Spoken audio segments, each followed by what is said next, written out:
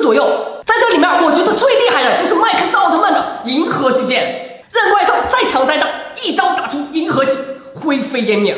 今天陆子也就搞到了几个奥特曼大宝剑盲盒，据说可以开出来奥特曼史上最强的武器，普通人也可以拿在手里面原地变身奥特曼打怪兽保和平。赶紧来拆开看一下吧。嘿，第一个欧布圣剑。当红海拿起来欧布圣剑的时候，我就知道奥特曼史上的新战王就要出现了。在欧布圣剑上面有4个元素，风火水土，每一个元素都代表了一个奥特曼。大家知道这4个奥特曼是谁吗？土元素代表的就是盖亚奥特曼，正所谓盖亚一声吼，大地抖3抖。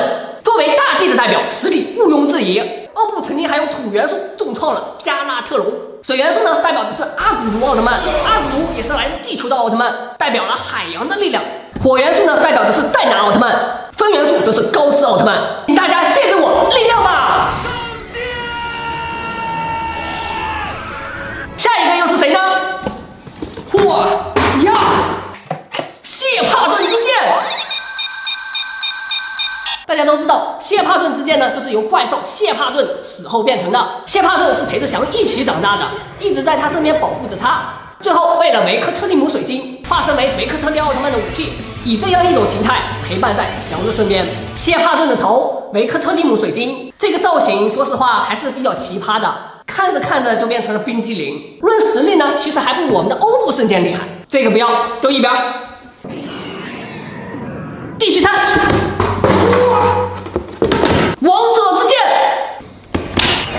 捷德奥特曼的真皇形态，着实是把贝利亚吓了一大跳。王者之剑一出场，秒天秒地秒空气，即使贝利亚长了翅膀，也是不堪一击。但后来怎么感觉削弱了呢？被极恶贝利亚一招打回原形。我估计啊，如果用到贝利亚的终极战斗仪，可能要甘拜下风。所以王者之剑并不能称之为最强的大宝剑。还不够格。这个傻傻的2人组，箱子里面装的是什么呢？哇，泰迦奥特曼的赤焰剑，泰迦奥特曼的3重斯特利姆形态，还随身携带了一把赤焰剑。这把赤焰剑一出现就打败了怪兽毒牙。打败怪兽并不算什么，重点是它可以抗衡托雷基亚。前期一直都是老托压制的泰迦奥特曼，自从变身之后，嘿嘿，老托终于尝试到了败北的滋味。托雷基亚，看你以后还敢欺负我们的泰迦奥特曼！3重斯特利姆形态，那可不是闹着玩的。不过这个呢，离最强的大宝剑还是有点差距，也就能打打老托玩。嘿，一边去。最后一个了。哎，赛罗奥特曼，原来是帕拉吉之盾。哇，不过怎么这么小啊？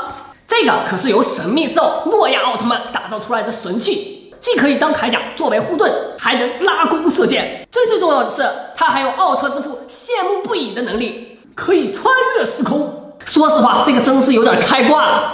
果然是远古的亲孙子，把最强的留给了我们的赛罗奥特曼。而且呢，还有一点不容忽视，我们都知道啊，一般奥特曼也只有3分钟的时间，可是有了帕拉吉之盾的赛罗奥特曼，活动时间明显延长。